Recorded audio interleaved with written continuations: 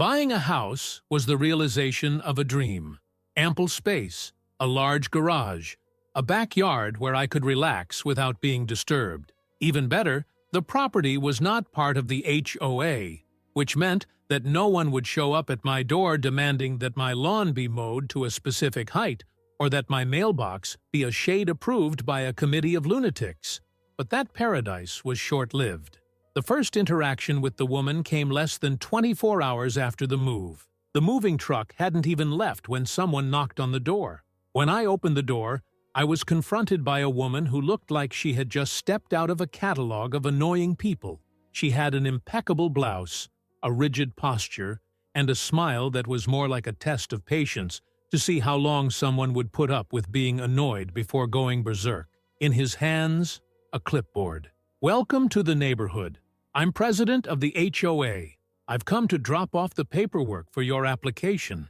I took the papers out of politeness, but it only took a quick glance to understand the absurdity of the situation.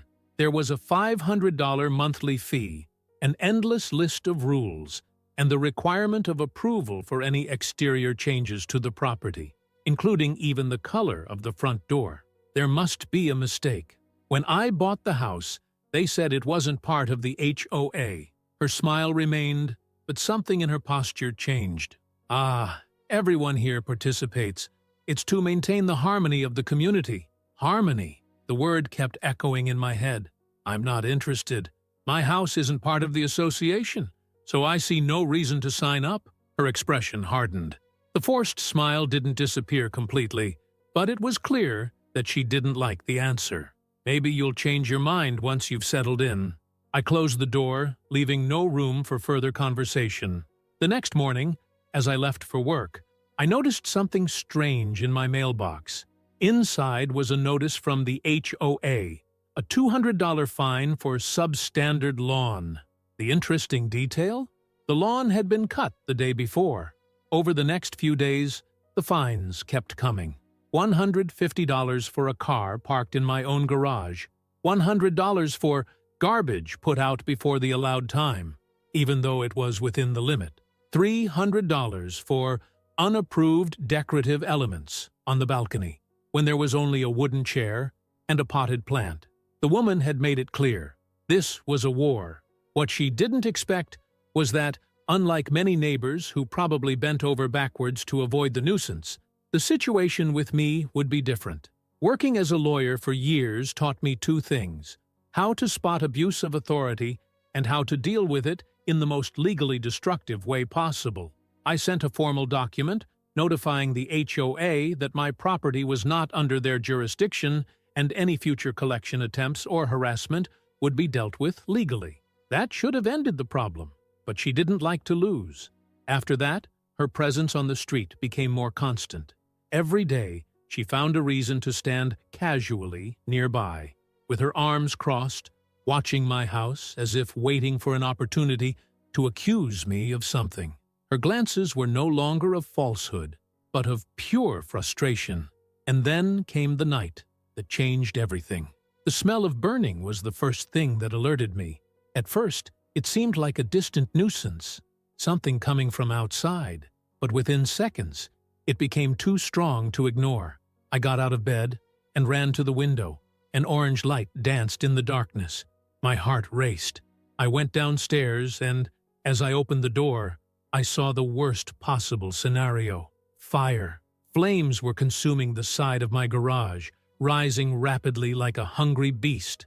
The heat was suffocating, and the crackling of the fire was mixed with the distant screams of the neighbors who were starting to leave the house. I ran to get the extinguisher, but it was no use. The fire was already too strong. I picked up the phone and dialed the fire department while desperately trying to contain the flames. The sirens soon arrived, echoing down the street. Red and blue lights illuminated the neighborhood as the firefighters worked to control the blaze. And then, in the midst of the confusion, I saw something that made my blood run cold. The woman was there, standing across the street with her arms crossed. The fire reflected in her eyes, and it was at that moment that everything made sense. She wanted me to leave the neighborhood, but she didn't know who she was dealing with. The smell of smoke still permeated the air, thick and suffocating, even after the firefighters had brought the flames under control. The heat radiated from the concrete of the garage, leaving a black trail where my side door used to be. The fire had been contained before it consumed the whole house, but the damage had already been done. The yard was full of neighbors, all watching as if it were an entertainment event. They murmured among themselves, pointed at the wreckage. Some held cell phones recording every detail. But in the middle of the crowd, she was there. The woman who showed up at my door with an HOA contract on the first day, who has been spreading absurd fines ever since I refused membership, who watched me every time she passed me on the street, as if she expected me to give in and sign the papers. Now she was standing on the sidewalk, arms crossed, without the slightest trace of shock on her face. She showed no curiosity or concern. She just analyzed the scene with cold, calculating eyes, as if she was there just to make sure the message had been delivered. The question was, did she really think she would get away with it? The fire chief walked over to me, shaking his head as he surveyed the damage. The fire spread quickly. "Are you sure there was nothing flammable stored there?" He looked at the wreckage with an experienced eye, searching for something other than the obvious. "Nothing to explain it. The house was inspected a few months ago. Impeccable electrical wiring. No leaks."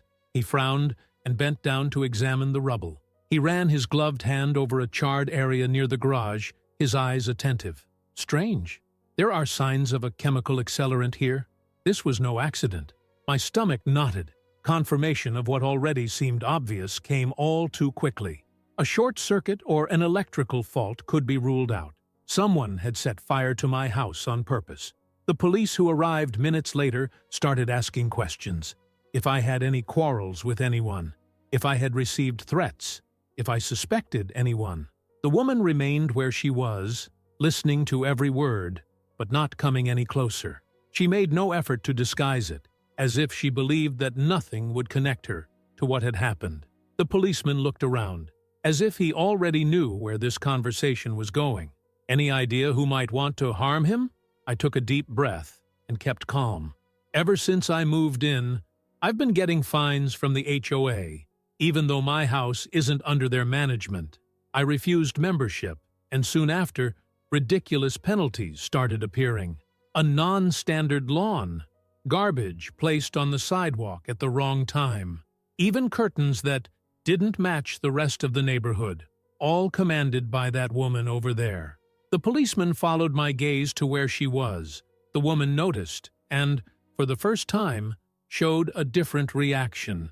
She straightened her shoulders and crossed her arms more tightly, as if she had been caught doing something wrong, but still wanted to maintain her posture of absolute innocence. The policeman made some notes and looked back at me. "Any proof of that? All the paperwork is still at my house, and there are security cameras installed."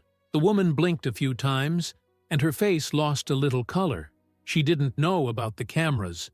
The police asked to see the recordings. I walked to the entrance of the house, where the wiring for the external cameras was located. When I tried to access the files, something unexpected happened. The night's recordings had been erased.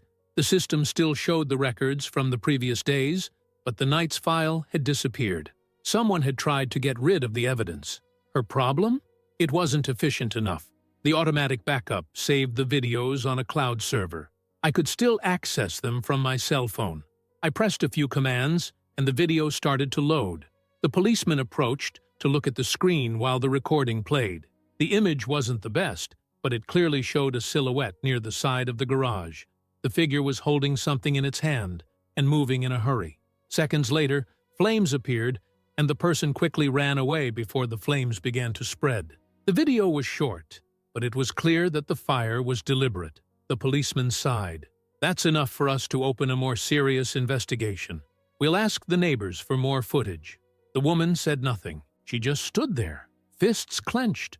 The smug smile she always wore on her face had completely disappeared. She thought she was dealing with just another resident, someone who would give up under pressure. But now she understood the mistake she had made.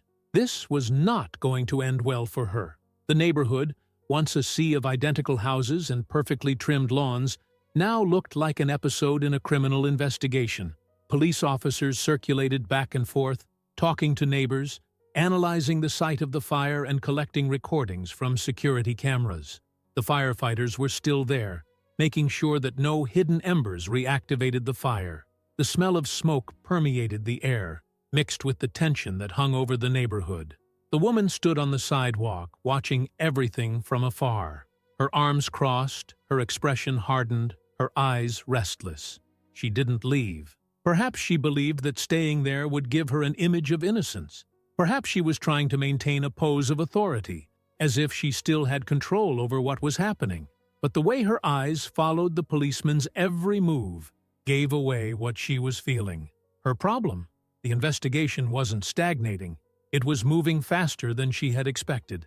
The police officer handling the case was talking to one of the neighbors, a gray-haired man who lived in the house across the street. After a few minutes, the man nodded and opened the door, inviting the officer in. A laptop was placed on the table, and everyone gathered around the screen. The recording began. The video captured the front of my house, the street lit up by the street lamps, and, after a few seconds, a familiar figure appearing in the image. The quality wasn't the best, but it was enough to identify who it was. Her silhouette was unmistakable. The way she walked, the way she moved her arms, everything gave it away. And more than that, the clothes she was wearing that night were the same as now. The policeman exchanged quick glances, and one of them closed his laptop with a decisive movement. They didn't need anything else. The officer in charge approached the woman and called her name. She turned slowly, keeping her chin up, but her stiff shoulders showed that she knew what was about to happen. The policeman kept his tone professional but direct. "We need you to come with us for clarification." The surrounding neighbors stopped what they were doing. The buzz increased. Some people pretended not to pay attention, but were clearly absorbing every detail. The woman pressed her lips together, her face slightly pale. "This is absurd." The policeman didn't react. He simply indicated the car with a gesture. She tried to argue, tried to convince him that it was all a misunderstanding, but the evidence was already against her. The recordings showed her presence at the scene. The fire was not accidental. The firefighter's report indicated the use of a chemical accelerant. All the pieces fell into place. She had no way out. The police escorted her to the car. The sound of the door being slammed shut echoed down the street like a gavel hitting a courtroom. The neighbors watched, undisguised. Some whispered among themselves. Others just crossed their arms, absorbing the scene with a mixture of surprise and satisfaction. The great president of the HOA, who for so long had used regulations to control the community, was now officially a suspect in an arson case. The police car drove off, taking with it the false sense of impunity she believed she had. But this story was far from over. The woman had messed with the wrong person. Now she would face an adversary who knew the law better than anyone. The car disappeared down the street, taking with it the woman who had spent weeks trying to make my life a living hell. The neighborhood, which had once seemed hostage to her ridiculous rules and punishments, was now silent. No HOA notices would be sent out that night. No absurd fines would appear in the neighbors' mailboxes in the morning. But that was only the beginning. As soon as the police car turned the corner, some neighbors began to disperse. Others stood still, exchanging glances, as if trying to process what they had just seen. For many, the scene seemed impossible. The woman who once controlled the community as if it were her personal fiefdom was now being treated as a suspect in a crime. The police officer who had stayed to finish the report approached me and asked if I wanted to pursue a formal case. The answer was obvious. I want her to face all possible consequences. The officer's eyes lit up for a moment. Perhaps he was used to seeing neighbors trying to avoid trouble, preferring to resolve disagreements discreetly. But this was no ordinary case. It wasn't just about someone abusing power within a neighborhood association. It was about someone putting lives at risk to get what they wanted. The next morning, the investigation continued. More recordings were collected. The firefighters finalized the technical report, and the police began to put the case together. The report confirmed the use of a chemical accelerant and the presence of an initial outbreak of fire near the side of the garage, exactly where the cameras showed the woman that night. This meant that the evidence against her was overwhelming. The HOA tried to react. Some members even tried to downplay the situation, saying that she would never do something like that there had to be some explanation. But the neighbors themselves began to speak out. Many began to report small, suspicious situations they had experienced with her. Veiled threats, pressure to follow absurd rules, fines that seemed to come about as personal revenge. Some people admitted that they had given in just to avoid reprisals, but now no one had to be afraid anymore. What had previously been whispered in private groups or ignored for fear of retaliation now became public. The truth came out forcefully. The HOA held an emergency meeting, for the first time, without a woman to lead it. And the decision was unanimous. She was expelled from the association. Without the position, without the influence, without the power to spread fear in the neighborhood, all that remained was to face the accusations. And that's when the final blow came, when she finally managed to post bail and leave the police station. Thinking she could reverse the situation, she received an official summons. I was suing her, not just for the fire, but for all the attempts at coercion, harassment, and defamation. The case went to court, and the woman who once used rules to control others now had to obey the laws for real. The trial didn't take long. With all the evidence presented, recordings, technical reports, and witnesses, the verdict was inevitable. She was convicted of arson and harassment. The sentence included a huge fine and time in prison, but that wasn't the worst thing for her. The worst thing was losing what she valued most: power over others. The HOA moved on without her. The absurd rules began to disappear. The neighborhood, previously suffocated by her presence, became a better place for everyone. As for me, I received enough compensation to cover all the damage. I rebuilt what was destroyed and continued to live there, exactly where the woman tried to stop me from staying. She tried to get me out of the neighborhood, but in the end, it was she who was never allowed back. And if you like this video, don't forget to leave a comment and a like.